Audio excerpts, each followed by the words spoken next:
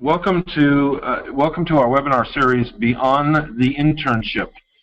This is one of 3 live webinars over the next several weeks, focused on helping you develop the skills to succeed as a young professional today.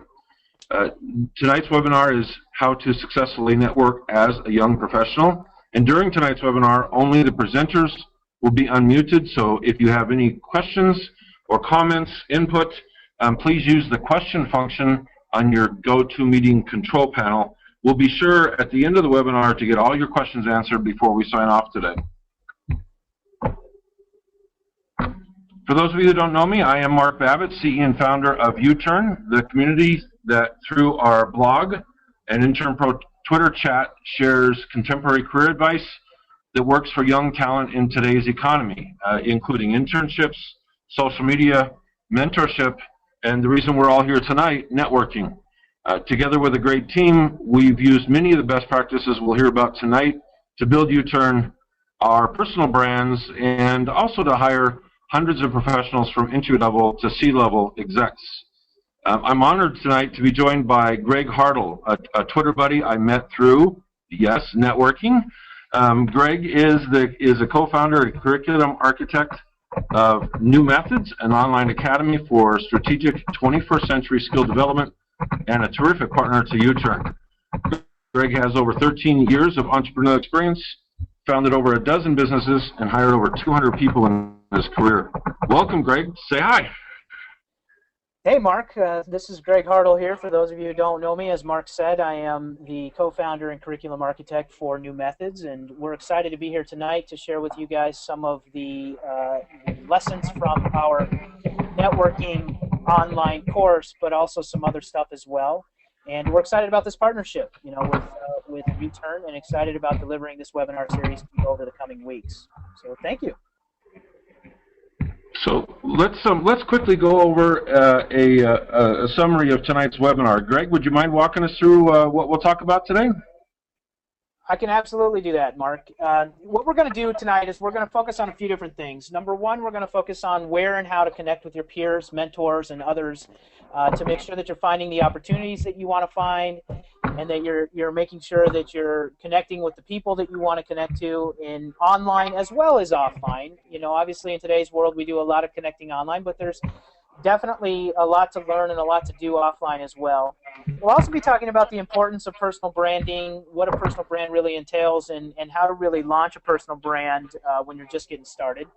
And we'll get into some of the most important factors for getting hired and promoted that we use in over the years, that I've learned over the years, and that Mark has as well. And we're going to also get into how to build a strong, robust network. All of us need one, whether we think we do or not, and all of us need it before we ever do or not. And we'll talk about simple ways to boost your online presence and credibility, and how to become known as an invaluable resource to others. And finally, we'll share some time at the end for questions. So as we go along, save your questions and be ready to type them in the question and answer box, and we'll be sure to answer those towards the end as well, Mark. All right, so great. Let's get started. Greg, we know the economy has changed. We know the way we find jobs and build careers has changed. When it comes to networking, walk us through what's changed and why it's so important to pay so much attention to this now. Well, networking has always been important, and having connections has always been important, and it's important for all of us as professionals to do so. But obviously in recent years, quite a bit has changed in the world of networking, in the world of connecting with people, and obviously in the last few years, it's changed rapidly, faster than ever before. But I think the key things to remember is, in today's world, there's no linear path to work and opportunity like there used to be. It used to be very clear, this is the path. You do this, you do this, you do this, and you get this opportunity. You do this, you do this, you do this, and you get this job. But that linear path has kind of disappeared, and instead it's a network all around you. And the key is to tap into that network, be known for something in that network, and to be viewed. We all do business with people we know, like, and trust. We hire people that we know, like, and trust, and we do business with people we know, like, and trust. So the key is really understanding there's no linear path today, But if you stay tapped into that network, big things can happen. And the key is to have integrated relationships. And here's what I mean by that. The lines have blurred between our personal lives and our professional lives. So how do you tap in and to create valuable networks both socially as well as professionally? And the other thing is the lines have blurred between what we're doing offline and online. And now what we do is we carry relationships over to both. And that's really key, I've found to be very key, especially for young professionals, to meet people online, take those relationships offline, but meet people offline and take those relationships online as well. So the big changes are that there's no linear path and that we have to have integrated relationships to handle things. And I'm sure, Mark, you've seen that with what you're doing with placing interns, correct? Oh, absolutely. We just talked to a young man who got a great mentor and internship relationship, Greg, and he did it. He met a person on Twitter from Alabama, met somebody on Twitter, reached out to her, and now is getting ready to move to Las Vegas to take an internship at a major social media agency. So yeah, we know it works, and we know we have to take those online relationships and go to the next level. Well, let me give you a couple of clear examples. I had a friend that sent me a message, and he said, hey, I'm looking for a new job. I just want to let you know. And I said, okay, send me over your resume. Let's talk next week about it a little bit. I touched base with him the following week, and I said, hey, do you still want to touch base? And he said, oh, I already got a new job.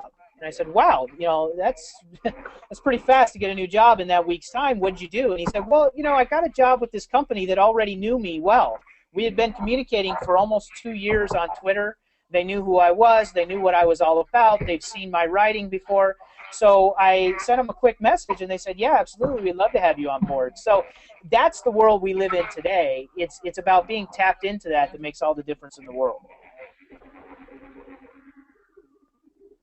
Well, Greg, we hear a lot about personal branding, and I'm not sure we talk enough about how to go about it, but more importantly, I'm not sure we talk about why it's so important. Why don't you walk us through that for a minute? Well, here's what I've seen in recent years with regard to personal branding. It's kind of a buzzword, and it's talked about a lot. The founder of LinkedIn recently came out with a book called Brand You. But personal branding has really been around for a long time. It's just elevated to a whole new level now that we can create our own personal online presence. But here's why it's important. Quite frankly, career planning today is an oxymoron.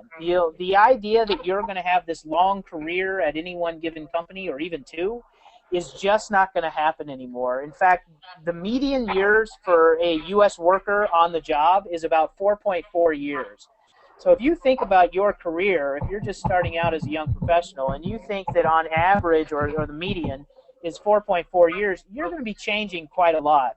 So the best way to adapt and to handle that is to make sure that you have a strong personal brand so that people always know who you are, what you stand for, and what you're capable of. Because what's going to happen is, with this shorter tenure, most people fear that. The idea that you're going to have a new job possibly every 4 or 5 years, there's a lot of insecurity around that. There's a lot of volatility. There's a lot of fear. But if you build a personal brand, what you're doing is you're setting yourself up to always have work. You're setting yourself up to always have opportunity because people know you. And like I said earlier, the more you can build that know, like, trust, people know you, they like you, they trust you, definitely the more opportunity you have. So if you start building your personal brand now, the deeper that know, like, trust pattern goes, and the more people that know about you, the better off you are for certain. Right, so I know you said personal branding is a buzzword. I'm going to use another buzzword, and that is authentic. I mean, Greg, you and I have both seen where people they invent a personal brand. It is not what they are. It's not what they stand for, but it's what they want people to perceive. What are the best ways to build an authentic personal brand from scratch that really represents you? Well, it's great that you bring that up. We talk a lot about authenticity and being authentic and some of those buzzwords, but the reality is, here's what I've seen that mean, and in particular with our students. We at New Methods, we have this online learning academy. We have lots of students that go through our courses, including our networking course, which we'll talk about later. And part of what they're doing there is building their authentic brand. And here's what I mean by that. Number one, you really have to develop your own point of view. Especially as a young professional, you tend to adopt other people's point of view, or you tend to regurgitate information that you've already heard somewhere, or that somebody told you was the right thing to do or the right thing to say. But what we're discovering now is because everyone has their own platform and they can share their own voice, you really have to first develop your own point of view. So I would encourage, the people that have joined us here today to consider the idea that what is your point of view on whatever topic, whatever interests you have, whether it's personal stuff like music or fashion or anything else, or more importantly, obviously professional stuff. If you're into electric cars, if you're into energy, if you're into marketing, what is your point of view on it? And don't be shy about sharing your point of view and putting it out there in the world. And as a young professional, we're often really gun shy because we don't want to be wrong. But in today's world, the authenticity will shine through if you start to share your point of view. The second thing is to really build and broadcast your body of work. So if you're into marketing, well, share your body of work online. Create a blog that's sharing your point of view and starting to build your body of work. If you're sitting in front of me in an interview and I can ask you a question about how do you feel about online marketing, and you can say, well, you know what, I wrote an article about that last month. If you can reference things like that, you're far ahead of the game. And when you've established that kind of body of work, you're far ahead of the game. So what I would encourage people to do is to remain authentic from the standpoint that you're developing your own point of view, and then you're sharing it with the world. And in doing so, if you're not sure where to go or you're hesitant about it, then seek out a mentor, which is a very important thing in early stages of your life and your career. Find a mentor who would be willing to review your work before it's published to the world and give you critical feedback on it, honest critical feedback on it. Because you want to be able to share, and you're going to have some hesitations, but if you have a mentor who's been there, done that, and can guide you on it, and is willing to review your work and willing to give you critical feedback, I think what you'll find is you'll start to develop your personal brand that is authentic and true to who you are over the course of time. Well, that's another great reason to network, isn't it, Greg? To find available mentors who share your passions and have some commonality with you? Oh, without question. I do that, all day long, no matter where I'm at. And when you start to develop a strong network, you have those people. You have mentors, you have peers, you have people that will help you get places. It's critical, really. And Greg, last time you and I talked, you used a phrase that I love, and I've adopted it. It was brandcast. You're broadcasting your brand. Explain to everybody what brandcast is in your mind and how best to use it. Well, as you formulate what your point of view is, you start to get good at sharing that with the world in a way that actually matters. What most people are doing now is they're sharing stuff, they're broadcasting, if you will, to the world because they were told they're supposed to, or because they simply can. But if you take a step back and you say to yourself, if I had to broadcast my brand to the world, if I had to represent myself, how would I do it in a world that is actually adding significant value to the world? So how would I broadcast my message in a way that actually serves people, that actually helps people, and can actually be beneficial, as opposed to just nonchalantly throwing stuff out on the internet because it's an option or available to me to do. So what I try to do is before I publish anything, including a tweet or a Facebook status update or anything of the sort, I like to have a series of questions that I ask myself, and you'll have to come up with the questions that are right for you. But questions like, does this actually add value? Am I demonstrating my personality here, or am I sharing this because I think it's going to get attention?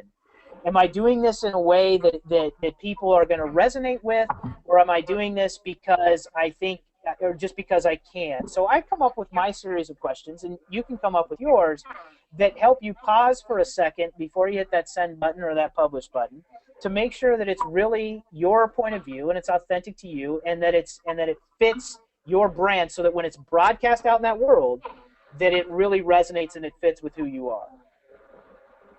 That's a difference maker right there, Greg. Like I said, I've already adopted that phrase, and I'm going to keep using it. So with all this in mind, Greg, what is the best formula, or is there a best formula for using your personal brand and your networking and your brand casting to get hired today? What's the secret? Well, I don't know that there's necessarily a secret, but here's what I've seen. So with our students that have gone through our course, Becoming a Masterful Networker, the young professionals that have gone through our course, I am very close by asking them lots of questions on what's working, what's not working, and what they're seeing. And here's what I've seen from them, and here's also what I've seen as a hiring manager. As you mentioned at the beginning, I've hired over 200 people in my career, and I've recently hired people for New Methods. And one big clear separator is that there are people out there who are demonstrating their ability versus just talking about it. And here's what I mean by that. If you're a graphic designer, design stuff and put it out there. If you're a marketer, market something and then show the results of what you marketed. Do something to demonstrate your ability as best you can. Now, if it's something that you might, let's say you're into the solar industry, and you don't necessarily have the ability to demonstrate your ability easily, then demonstrate your knowledge of that topic by having a blog or having some other source of sharing articles or information and sharing your opinion about it. If you can demonstrate your ability, it'll go so much further. And let me give you a couple clear examples. There was a woman who wanted to work for Pinterest, which we're probably all familiar with by now. And she wanted to get a job there. So what she did is she created a Pinterest board with images that had phrases on it about her skill set and about why she wanted to work there. And she sent it to Pinterest. So that was a very cool way of demonstrating, here are my skills, here's what I can do. And by the way, I use your product to do it. So I fully understand your product. I love your product. I'm an evangelist of your product. I know how to use your product, and here's all my skills. That person is much more likely to get hired than anyone else. I'll give you another example. A graphic designer who created a PowerPoint presentation called My Resume, and he talked all about how he didn't want to have a written resume, and a written resume didn't resonate with him anymore, and it didn't show his abilities. And he created this very graphically inclined PowerPoint that demonstrated his ability.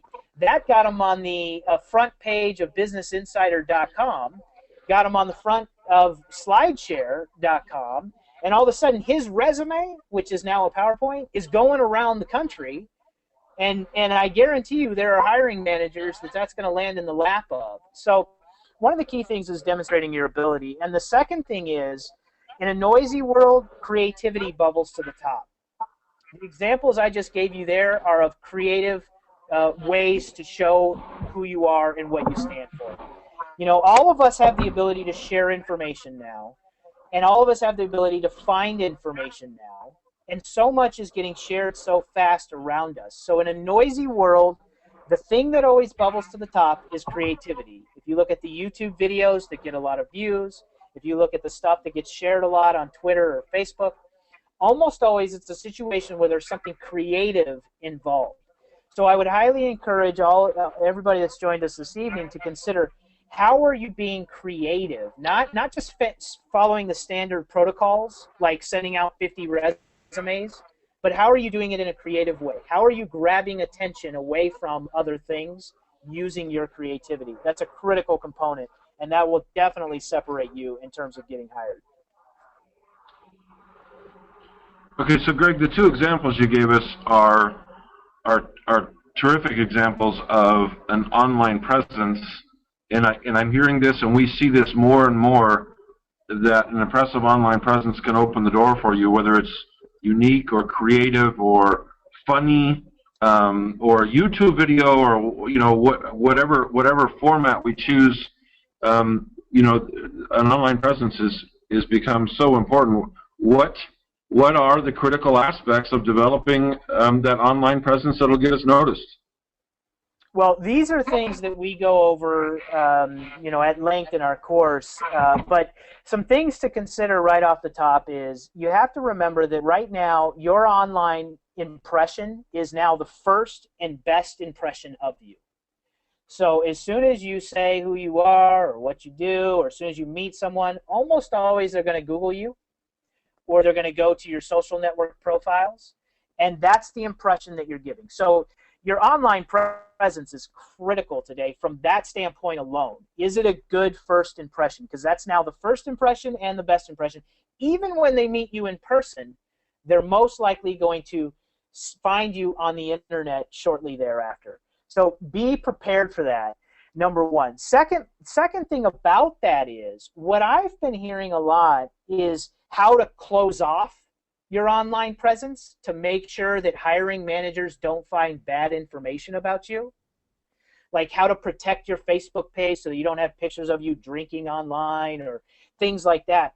I'd encourage you to consider a different perspective, which is how to open up. So how are you creating an online presence that is a representation of what you're capable of? If you have PowerPoint presentations on things like SlideShare, or YouTube videos that show your capabilities or what you do for fun, if you have social networking accounts that are demonstrating what you like and enjoy or are talking about, if you have a blog which shows some of your personality and your creativity, those things become incredibly valuable to a hiring manager and to just other people you're connecting with, because they'll resonate. They'll see what you're doing and it'll resonate. The other thing is, when you're designing that, so it's one thing to have that, but it's another thing to make sure that when somebody goes out to browse or look around on you, make sure that they can quickly determine who you are. In other words, who are you, what do you stand for, what you care about, and why.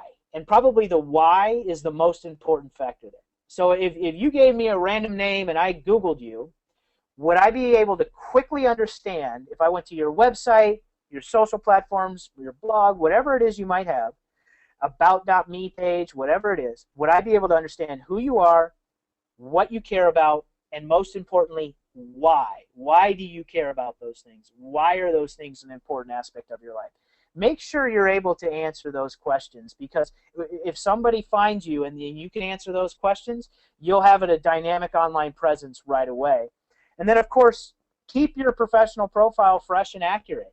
So often we create these profiles on LinkedIn or Twitter or Facebook, somewhere else, and then we forget to update them when things change. Now, the beauty of updating them or keeping them accurate is when you do that, you make sure that when somebody sees you or finds you, the latest, greatest information is always fresh. And we talked earlier that your online impression is now your first and best impression. So you want to make sure those things are accurate. So make sure that they're fresh and accurate, and then also do a Google self-check. Google yourself every now and again and see what comes up. What do people find? What is being talked about? Is there new stuff, or is it stale and outdated? And then set a calendar reminder for both of those things. Set a reminder to make sure all your professional profiles are fresh and accurate, and set a reminder to Google self-check and make sure that new, fresh information is being put out there about you that truly represents who you are. Those all are very important aspects for creating a dynamic online presence. That's terrific. That's terrific advice, Greg. And we talk about this all the time at YouTern. We're so on the same page here. Listen, you've mentioned the New Methods Master Course, Becoming a Masterful Networker, a couple times tonight. Tell us a little bit about that course, if you will.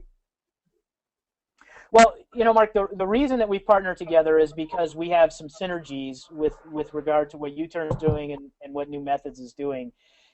Just to give you a quick understanding, New Methods is an online learning academy.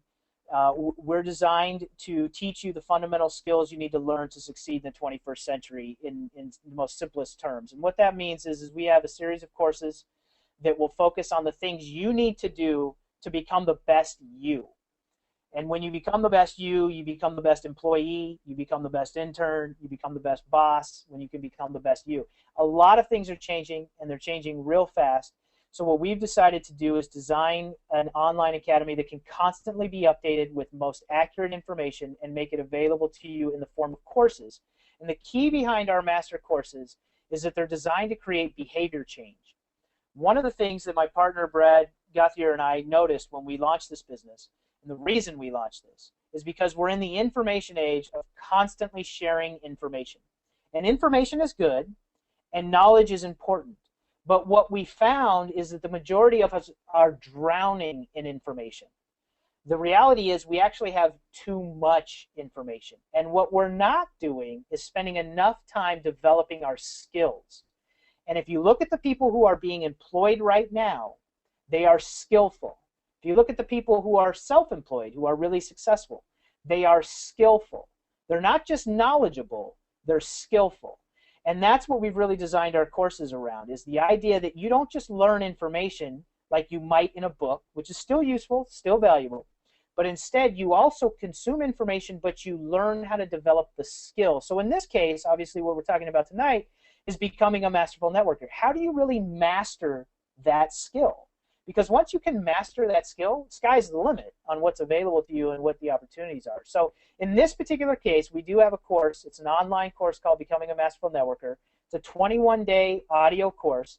It's broken out into 3 weeks to give you very clear, specific direction and actionable steps to take to really develop your network. You can see here on the screen it's divided into 3 weeks. Number 1, week 1, building your networking foundation. Week 2, leveraging your growing network. And week 3, developing mastery in networking. It takes you through an integrated approach. So half of it is focused on your online networking skills, and half of it is focused on your offline networking skills. And I'll just share one final thing before we get back to some more of our questions here. One of the things that was really important to Brad and I, because we're in such a fast-paced, ever-changing world, is we really wanted to make sure that these courses were affordable, timeless, and guaranteed. And here's what I mean by that. All of our courses are $35, and the reason that we set them at that price point is, 1, because we can, because we're digital, but 2, because we wanted it to be just barely slightly more than a book, because we didn't want that to interfere with your decision to develop that skill. So it's very affordable. The second thing is it's timeless. And what we mean by that is it's a one-time payment of $35, and you have access to the course for your lifetime. That was really important to us. Brad has a very high education, and many people out there do, and they're in major debt, and yet their education is not serving them anymore. So what we wanted to do is the people that bought our courses, if anything changes in the world of networking, if a new social platform comes out, if a new way to connect with people comes out, and we update our course with a new lesson, a new module, you get all that for free for the rest of your life, for a lifetime. We want to make sure this education is truly valuable to you. And the final thing is we wanted to make sure it was guaranteed.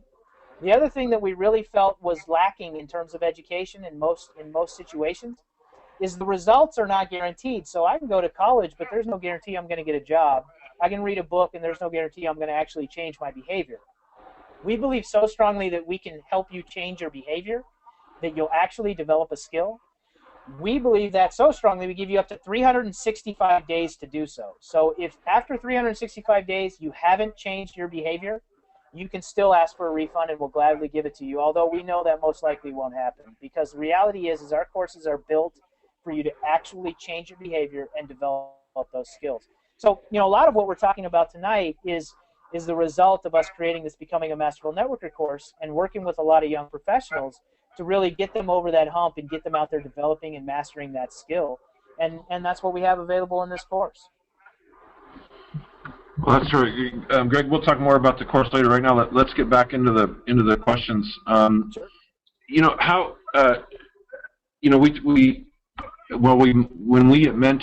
we at YouTern mentor young talent, sometimes it's really hard to convince them to leave their comfort zone and just jump into the networking arena. From your perspective, how should young professionals approach and then cultivate the relationships they have online when they have, at this stage in their careers, little experience? Well, I would say the first thing is don't be afraid to reach out. Don't be scared, don't be afraid, but also don't be desperate.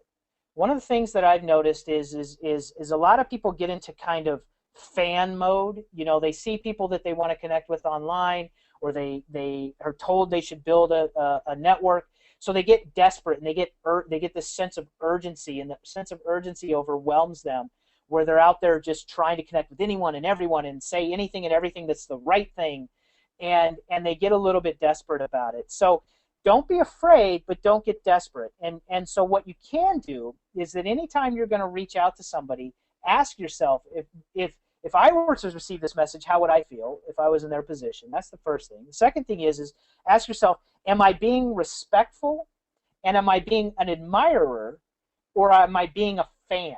And you don't want to be a fan. You want to be an admirer. So if you have somebody that's out there that you say, you know what, I really respect that person, I like their point of view, or I like what they've accomplished in their career, or I like that company, I'd like to reach out to somebody with that company, be respectful about it and be an admirer, but don't go into the desperate fan mode. That's number one. And number two is, with all networking, remain a professional, not an amateur. And here's what I mean by that. I don't mean professional and wearing a suit and a tie and handing out a business card and saying the right things. I mean that a professional networker realizes that not everyone's going to like them. A professional networker realizes that not everyone's going to respond to them. A professional networker realizes that they have to earn the right to someone's attention, that they don't just automatically get it. So if I reach out to you, Mark, online, and you're busy and I don't hear back from you, an amateur gets upset at that. A professional just realizes that's just part of the game.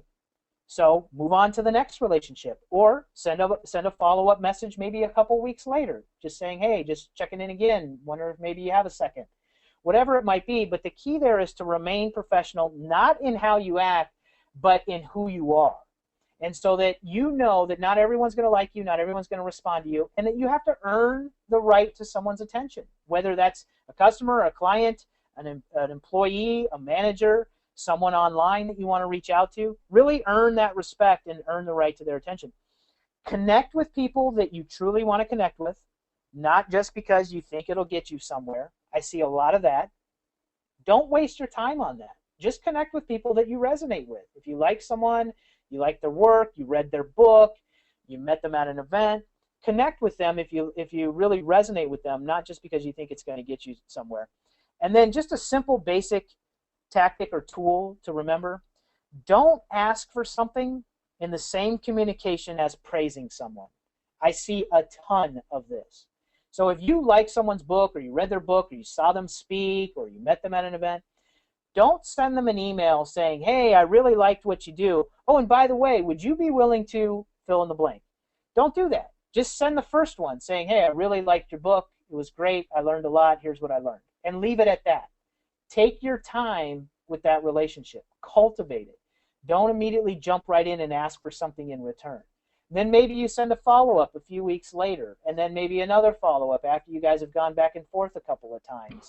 Then maybe you ask for something like, hey, can we talk on the phone maybe for 15 minutes, or would you be willing to meet for coffee, or something like that. But don't jump the gun and do it all in the same message. And I got to say, I've seen a lot of young professionals have a lot of success with me personally that have reached out to me, that have done it very well, very respectful. They've been admirers, but not fans and not desperate. They haven't jumped the gun. They've taken their time with it. And we've developed and cultivated great relationships. In fact, 3 of them I've now hired with New Methods as a result of that. I haven't looked at a single resume from them. I haven't posted an ad on a single job board. 3 of them have jobs for me. And the way they've been able to do that is by doing exactly what I just outlined there on how to develop those online relationships. That's amazing. You said, Greg, you never even looked at their resume. It was all based on personal relationships that you developed through networking. It was based on 2 things: the personal relationship, but also somewhere they demonstrated their ability to me. So they had a blog that had good content on it, or they they sent me something saying, hey, I created this PowerPoint presentation, thought you might like it. And I was like, oh, I need more of those created. Can you do that for me if I gave you 5 of them? And they say, sure. So a lot of it had to do with demonstrating their ability, like we talked about earlier, plus developing that personal relationship. Wow. And Greg, before we move on, I want to reiterate what you said. One of my big pet peeves is those who will send me a tweet or send a team a tweet or an email or a LinkedIn request and say, loved your blog today on resumes. Would you mind looking at mine? And right. And it's like, wow, that's the opposite of building a sphere of influence, right? You don't even want to, I mean, because we're professionals, we do respond, but can you imagine how much, well, you can imagine how much faster that relationship would develop if they just would have shut up for a second after saying, really liked your blog, would love to connect here on LinkedIn, and leaving the request for much later in the relationship. Yeah, I cannot stress that enough, Mark. I've seen it happen to me. It's happened to you and your company. I've seen it happen across the board. Don't ask for something in the same communication that you're praising someone. Just don't do it. Wow, great advice. Okay, so along those lines, let's take it a step further. How should a young professional effectively build their sphere of influence and create a strong networking foundation? Well, the key to building a strong networking foundation is to first realize that the whole idea is that your sphere of influence should go far beyond your direct reach. So most people think of networking from the standpoint of who they directly know, but the real value of networking, if you do it right, is not who you know, but who knows you and who connects you to other people. So your sphere of influence should go far beyond your direct reach. So the way you do that and the way you start building that networking foundation, and we talk all about this in our course, is number one, don't be short-sighted. Take a long-term point of view. So realize that you have a long career ahead of you. Realize that the average job lasts 4.5 years, and you're probably going to be changing several times. Realize that although there's 7 billion people on the planet, this is a small world, and names come back around, positions come back around, opportunities come back around. So take a long-term view to everything you're doing. Stay focused on that long-term view. Focus on building a robust network before you need it. So don't wait until you need the job to start saying, wow, I guess I better go start talking to people about getting a job. Don't wait until you want to change jobs before you start talking to people about the idea that someday you might want to have a different job. Don't wait until you're desperate. Start building it now. You never know when you might need somebody. And you know what, Mark? In today's world, where nobodies can be somebody in an instant, you want to be able to have a lot of friends in a lot of places, because you don't know where that next opportunity is going to come from. We talked about it at the beginning. Opportunity in work is no longer linear, so you don't know where that next opportunity is going to come from. Really focus on building that robust network now, today. Really get started right away. Third thing is promote, connect, and support others. But only do it if you mean it. So go out there, talk about other people and what they're doing, or businesses that you admire, or other people or other places that you want to support. Go out there, connect people to each other. If you see two people, you know, we have one of the lessons in our course is inspired introductions. The whole idea is learning how to connect two people that you think might be useful to each other and connect those two to each other. So promote, connect, and support others. Again, only if you mean it. Otherwise, don't do it. And then finally, become the most valuable person in other people's network. And really, that comes down to three things. Number one, increasing your likability, which we talk about in our course, which has a lot to do with your listening skills, not your talking skills. You become very likable when you become a good listener. Number two, be top of mind. You should always be fresh and top of mind for specific things in people's mind. And the way you do that is to build and broadcast your body of work and to always follow up with people. And number three, be a connector. As I said, inspired introductions. The ability to introduce other people to other people that might matter becomes very valuable. And when you do those three things, that combination, you end up becoming the most valuable person in other people's network. I guarantee you, you will have no shortage of opportunity available to you. No shortage. Greg, we just did one of our intern pro chats. We talked exactly about what you just brought to us, and that is, we called it the evangelist mindset. You know, being a connector, being on top of mind, being likable, and it was by far the best Twitter chat we've had. And it was so big, the topic itself was so big and so unique that we were actually the top trending conversation, the top trending hashtag on Twitter last Monday. And Oh, wow. and I got to tell you, people are figuring this stuff out. They don't know quite how to do it yet, but maybe this webinar will help. This is a big topic. This is the way stuff's getting done. Well, I hope this webinar helps, and I also have to say, Mark, I mean, those three exact topics, increasing your likability, being top of mind, and being a connector, are 3 lessons in our course, Becoming a Masterful Networker. So, you know, I feel like we've figured it out. We've done the research. We've, you know, collected the data, and we've worked with young professionals enough that I think we've figured it out, and it's in the course. Very cool. Okay, so Greg, we're all doing this for a reason, right? We're not doing networking, you know, to sit on the keyboard for 6 hours a day instead of, you know, watching reruns or watching, you know, yet another reality TV show. You know, we're doing this for a reason. That's to grow our careers and to become more influential, and maybe if we do it right, even have job offers come to us, right? So, you know, so what's the single most important factor in all of this gold that we're talking about tonight for getting hired, for creating a great workplace reputation, for getting promoted and advancing our careers? What's the key? Well, without question, the key is to be a leader. You know, employers of all kinds always want evidence of individuals that are growing and evolving. They want to see that that's the case. They want to see that when you go get your first job, what did you always put on your resume? The after-school programs you were involved in, the sports that you were involved in, the awards you won. Just to get a job at Subway, you're doing those things. Why? Because you're showing evidence that you're growing and evolving. And the same thing happens when you're a young professional. The same thing happens when you're an experienced professional. Employers and managers, hiring managers, they always want to know, are you growing and evolving? So the best way you can do that is simply to be a leader. So go out there and volunteer, put in the sweat equity, and become a leader. Demonstrate your leadership ability. Develop the skill of a leader. Research what leaders do and know. Find mentors who are leaders to teach you. And if you have to, go out there and start your own thing.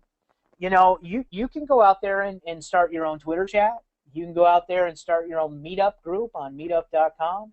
If you have to, go out there and do that. Otherwise, volunteer to be a leader within an organization that you already are involved in.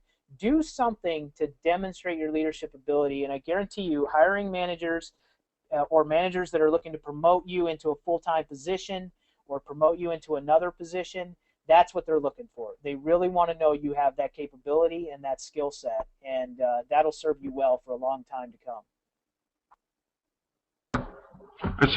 So, Greg, that makes perfect sense. A lot of the people that are listening to us today, you know, maybe they graduated a year ago, or sometimes even more. Maybe they're underemployed, getting a little tired of the barista job, and they want to get back and use their degree. You know, a lot of stuff we're talking about could be considered, you know, long-term strategy, and it is. I mean, we talked a lot about doing this constantly, not just when you need a job, but there's some tips, right, to help us quickly build a robust network, you know, and not wait around for months and not take you know, 6 months to build 1,000 followers on Twitter or whatever your goal is. What are those tips, and how can we do this quicker for those that need that have a stronger sense of urgency? Well, you know, you bring up a good point. You know, to me, networking is about a long-term position, as we talked about earlier, and really taking that long-term view. But there's no question that we all need to get somewhere fast. And so a couple of things that I learned a long time ago. Number one, what you see on the screen, is never eat alone. You know, and I get that from Keith Ferrazzi, who ended up interviewing me for his second book, actually, after Never Eat Alone. And you know, in the conversations that I've had with him and his organization, the idea that you never want to waste opportunities. So a simple thing is, take someone to lunch, go to lunch with a group, find groups that go to lunch, go to dinner, whatever you got to do. Not that you have to spend a lot of money. Maybe it's a coffee date, whatever it is. The idea is that you're always networking and talking and communicating with other people. And utilize that time. Don't just sit around and talk about the latest reality show, as you were talking about earlier, but utilize that time to be top of mind. Utilize that time to increase your likability. Utilize that time to be a connector, saying, you know who I know you could talk to? Let me put you in touch with them. So number one, never eat alone. The second thing is leave the house. You know, so many young professionals don't get away from the computer. Get off the computer, get away from the computer, and leave the house. Go places. Now, you don't have to go to networking events to network. One of the things we talk about in our course is this idea that networking is no longer something you go and do. It's just a part of your everyday life. You can network at the airport, you can network at the library, you can network in the grocery store, you can network everywhere. So get out of the house, go find hobbies, go find groups to become a leader in, go out there into public places, and really start to network. You know, it's been amazing. As you know, I've traveled around the country with a project I'm doing with the intent of getting to all 50 states. The majority of my time is spent talking to people in airports, libraries, bookstores, coffee shops.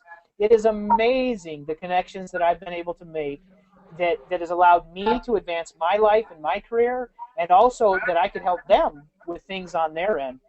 So right away I would say, never eat alone, leave the house, and get away from the computer. Use every opportunity to connect with people that you can.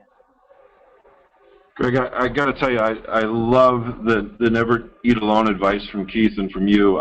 Whenever I travel, I rarely, maybe breakfast once in a while, I'll eat alone. But when I'm in New York or Chicago or Atlanta, wherever I am at the moment, very rarely do I eat alone. And that advice has served me so well. So yeah, gotta emphasize that one. That's huge as we network. Greg, we're going to take questions in just a minute, folks. So be sure to put your questions in through the control panel. But any final thoughts, Greg, before we take questions? Yeah, you know, I think the keys are you've got to develop the skill. You know, we talked about it earlier. Information is great, but you really got to develop the skill. So practice your communication skills. And now half of communication, probably 2/3, because we have 2 ears and 1 mouth, is listening. So really learn how to communicate effectively, both online and offline.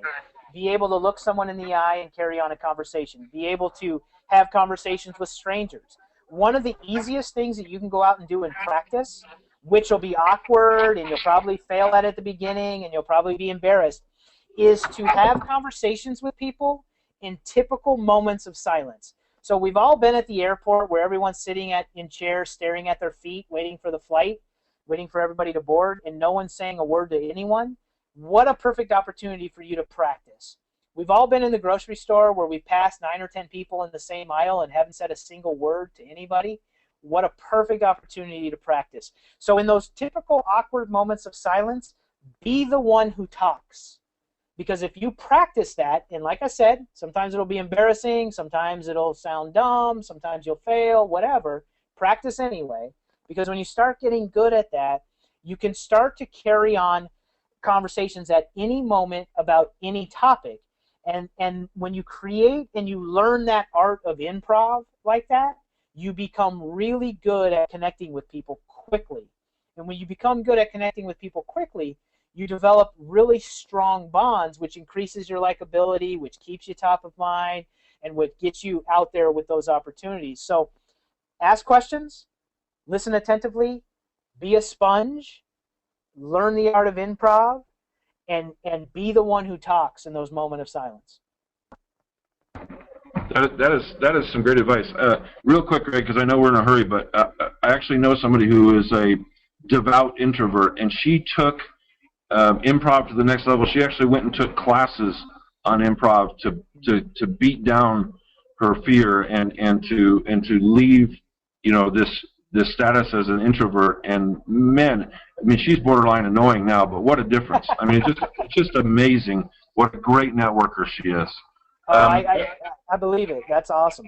Yeah. All right. So everybody, Greg, you might have some questions there that we can answer. Yeah. So if anybody has any questions on the line, feel free to put those in the questions box. You know, ask away. We'd be happy to answer them for you.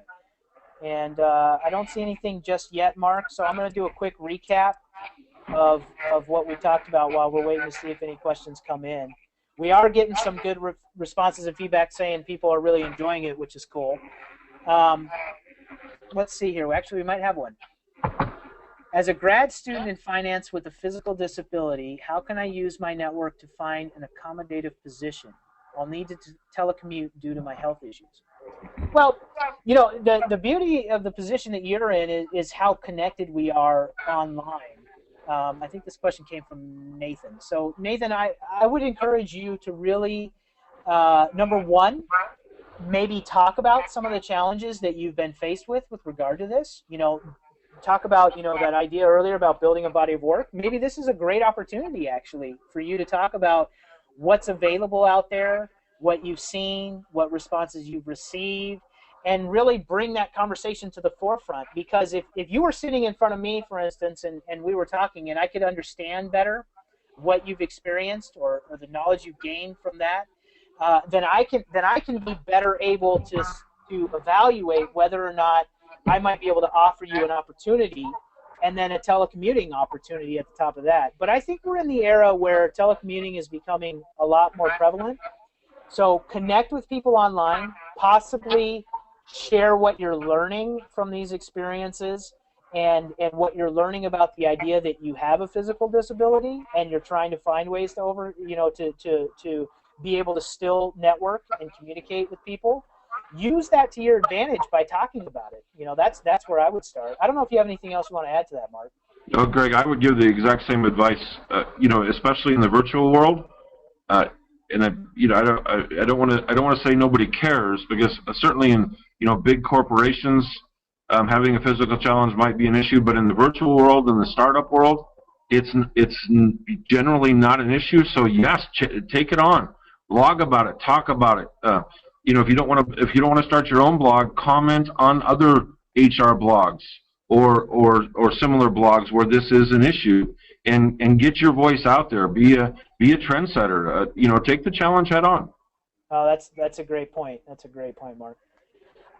I'm not seeing any other questions come up, Mark. We're getting a lot of responses saying thank you, great information, love it, and things of that nature. So thank you all for joining and for all the kind thoughts. But I'm not seeing any more questions, Mark. So, oh wait, hold on. Hold on, there's one more. See, Greg, everybody's being bashful. They're not stepping out of their comfort zone. We got to fix this. Yeah. All right. So Cindy's asking, how can I come across as someone who is serious about network amongst experienced professionals? Okay, so she is saying, I've been going to HR networking events, and sometimes I feel a bit out of place because I'm not a professional. Well, Cindy, I think that not knowing exactly what you're looking for, I think number one, consider the events you're going to. Are those the best places for you to connect with people? I know you're probably thinking they're the best places for you to maybe get a job, but are they the best places for you to connect with people? Because like we said at the beginning, since there's not an exact linear path anymore, job opportunities might fall your way if you're actually connecting with people you actually care about and want to talk to and feel comfortable around. So that's one thing to consider. The second thing to consider, even though you feel a bit out of place, that just means you need more practice. So I would also encourage you to not look at that as a bad thing, but look at that as an opportunity. So go out there and practice more, develop your skill. As I said earlier, you know, use those awkward moments and those times where you feel out of place to really push yourself a little bit and be uncomfortable. And you might bomb, you know, you might go home and go, wow, that was a disaster. But you know what? You just go back out the next day and do it again. And because once you start developing that skill, you start to get comfortable in those situations, and you probably won't feel out of place like you do now. Anything to add to that, Mark? Yeah, if you don't mind, real quick, Greg. One of the things I would strongly recommend is use social media, use LinkedIn, use Twitter to find out who's going to these events early. And it's really simple. I've done this when I travel. I've done this. Who's going to under30ceo.com's meetup next week? Give me a shout out, and you get answers. You find out, you know, even before you go, who's going to be there. You find your commonalities, and then when you go 2 weeks later, or a week later, or a day later, you already know people, and that fixes that whole out of place thing. So strongly encourage you to use social network to develop relationships before you go to the in-person event. It's a great back door to get to know people. Fantastic advice right there. Fantastic. Anna is asking, any advice on cultivating and nurturing relationships with mentors? Well, I think some of the things we talked about earlier, Anna. Number one, first of all, make sure that when you're considering a mentor, that you're looking for somebody that is doing what you want to be doing or that you admire right now. One of the things that I've found is you can have teachers and you can have mentors. Mentors are typically people that are also doing what it is that you're interested in right now. But here's how I would do it. I would reach out to people that I admire, and I would do it in a respectful way, not a desperate way. I wouldn't show that I'm a fan. I would show that I'm an admirer, and I would make sure that if I'm praising them for something, if I read their book or I've been interested in their career, when I praise them, remember, praise them, but don't ask for something in return. And then start to just communicate with them and see if there's any back and forth, see if they start resonating with you and responding, and then eventually elevate that relationship to the next level. So take it in baby steps. First you might acknowledge something that you've enjoyed about them. Next you might ask them a question. Next you might ask them if they'd be willing to meet up with you, for 15 minutes or have a Skype conversation. But take it in baby steps over the course of time. How about you, Mark? Any advice on the mentor front? No, your advice here is right on. You can't jump in too soon. It's like when you're dating, right, Greg? You can't see that person across the room and just go up and say, "Hey, I'm interested. Let's go." There needs to be a little courtship there. So I think your advice is dead on. Perfect.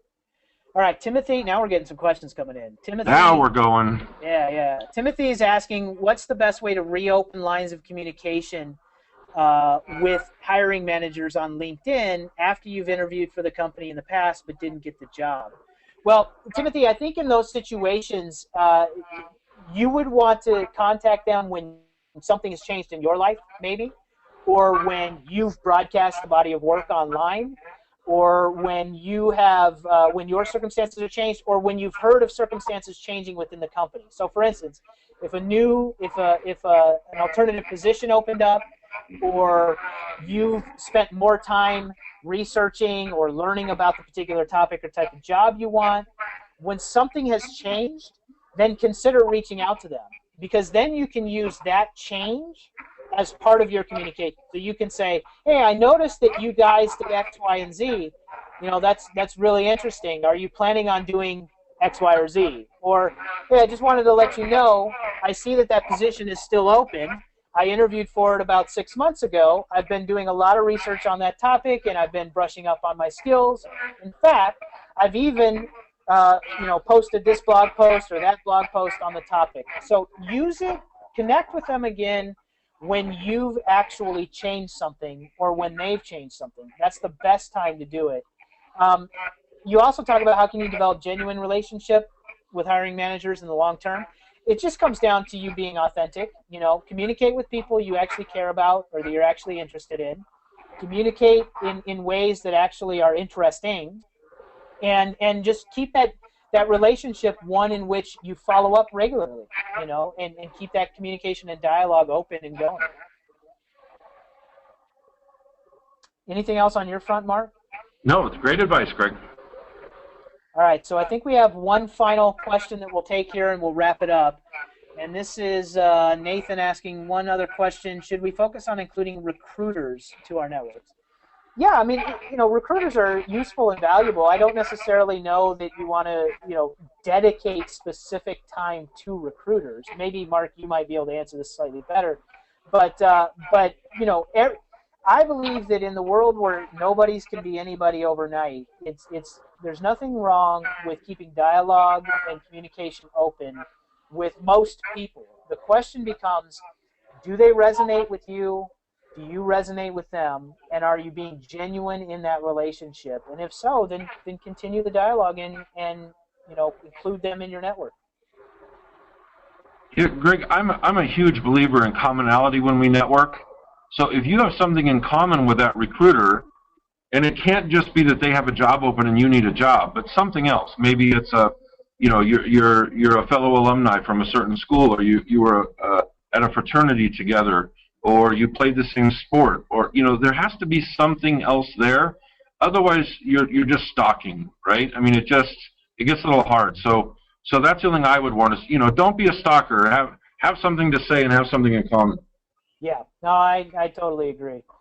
So we'll wrap it up there, Mark. Once again, obviously, we have our course, Becoming a Masterful Networker, that is the majority of what we've talked about this evening, built on that 21-day audio program, 3 weeks, building your network, leveraging your network, growing it, and then developing mastery in networking.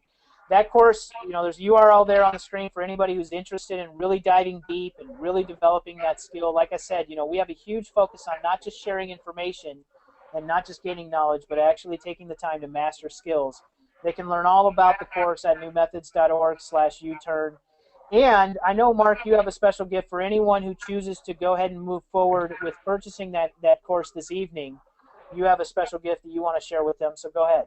Yeah, I mean, we want to make this, Greg, we get offers all the time, like weekly, for companies, organizations that want to partner with YouTern and talk to our community, and we say no 99.9% of the time. And so when you and I first started talking about New Methods, one, the course is amazing, but we wanted to offer more. And what we decided to do is anybody who purchases the Becoming a Masterful Networker course also gets a mentoring session with me, and we talk about your career. We talk about your goals and your passions and your sense of urgency, and we're going to help you get on your way. And a lot of that will be talking about how you're networking now and what we can improve to help your career and help your sphere of influence and help you build a personal brand. So I hope everybody takes us up on that, and as soon as you purchase, we'll get your email address and we'll set up a time to talk. Yeah, absolutely, Mark, and I really appreciate you joining forces with us here, and it's been a great first start here, and we'll have more webinars over the coming weeks, and we'll make sure all the information gets out to everybody. And for anybody who's interested, more course information is there at that URL, newmethods.org/YouTern. And hopefully everybody walked away with some good information tonight. And based on the comments and feedback I'm seeing here, it sounds like we've experienced some great success tonight. So thank you everybody for joining. And Mark, I'll let you close it up. Well, thank you, Greg. First of all, thank you. This is this stuff is gold, and the world has changed so much. And 84% of jobs now are getting filled through networking. We have to know this stuff. We have to learn this stuff. In a lot of cases, it's not taught by our parents. It's not taught in college. It's self-learning, and those who are doing it, Greg, as you know, are doing amazing stuff with their careers. So I'm with you. I hope everybody got a nugget or two or a dozen nuggets out of this tonight, and I can't wait till we present the next one. So thank you very much, Greg. Yeah, my pleasure, Mark. Have a great night. All right, and thank you, everybody. Thanks for joining us. Good night.